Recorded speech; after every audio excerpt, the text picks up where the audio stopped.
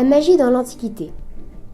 Magie provient du latin magia, issu du grec mageia et signifiant religion des mages perses. Il s'agit d'une science ou d'un ensemble de rituels occultes fondés sur la croyance de manifestations surnaturelles qui dépasseraient l'entendement et permettraient d'agir sur le monde sensible. Cette notion est donc apparue dès l'Antiquité. La magie fascine et inquiète. Ses praticiens sont souvent mis au banc de la société. Mage, lui, vient de l'ancien perse et signifie science, sagesse. Les Mèdes, ou Perses, étaient une ancienne tribu du nord-ouest de l'Iran actuel. Elle regroupait différentes castes, notamment celle des mages, qui se distinguaient comme un ordre religieux composé d'individus doués de pratiques divinatoires, des prêtres, qui officialisèrent la magie comme religion au sein de l'Empire perse. Ces dogmes furent bientôt empruntés des Occidentaux, avec l'apparition des premiers mages grecs en 600 avant J.C. Ces derniers utilisaient des amulettes et des tablettes de malédiction, d'importants témoignages de la magie antique.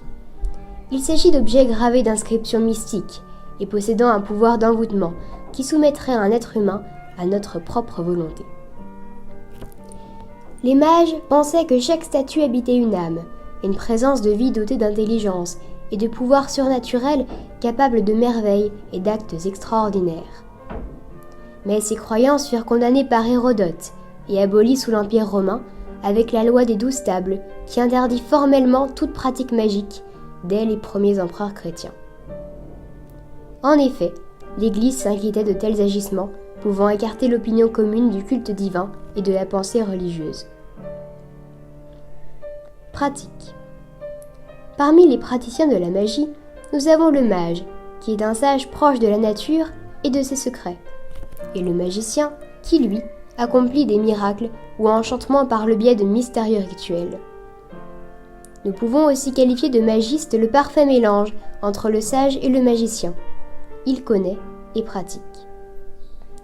Et nous allons maintenant nous intéresser au côté obscur du sujet avec le sorcier. Le sorcier est un magicien exerçant la magie noire, l'utilisation de procédures magiques sulfureuses invoquant le démon et qui se distingue donc de la magie blanche.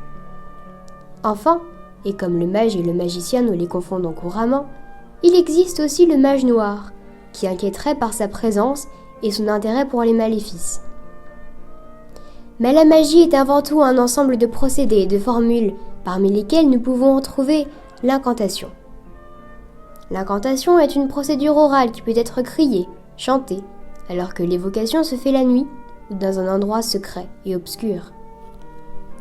L'évocation est un appel personnel aux divinités qui peut s'effectuer dans un cercle, centré d'un triangle, le point de rencontre avec l'esprit.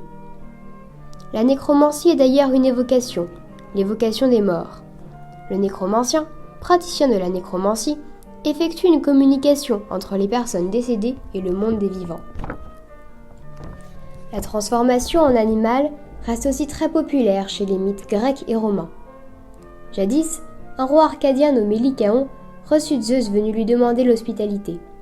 Mais le roi, persuadé qu'il mentait, voulut vérifier la divinité de Zeus en lui offrant de la chair humaine. Le roi des dieux, qui s'aperçut de la supercherie, transforma Lycaon en loup. De cette histoire est née la légende du loup-garou. Littérature. Apoulet disait « La magie est la science de la piété et du divin. Mes adversaires, toutefois, peuvent adopter le sens du vulgaire selon lequel le mage, étant en communauté avec les dieux immortels, a le pouvoir de tout faire par la vertu mystérieuse des incantations. » La magie a aussi une place importante dans la littérature. Landor, l'Odyssée et Médée en sont les exemples les plus célèbres. L'apparition du divin dans le réel reste assez récurrente pour ces ouvrages. Les dieux sont dotés d'attributs magiques puissants, leur permettant de se différencier du commun des mortels, en montrant leur suprématie sur le monde matériel. Ils peuvent aussi prendre plusieurs formes humaines ou animales, exemple les transformations de Zeus, et venir en aide aux hommes. Conclusion. La magie, aussi ésotérique soit-elle, a longtemps été confondue avec les sciences physiques, qui répondaient à des règles de logique strictes, expliquant la création de réactions jugées naturelles.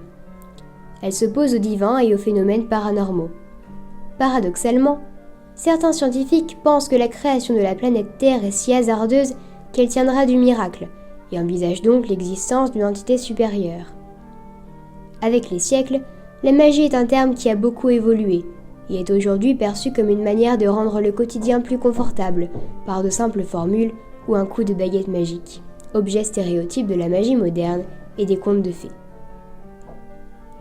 Il me semble que la magie est comme l'infini, un ensemble de phénomènes encore inexpliqués par la science.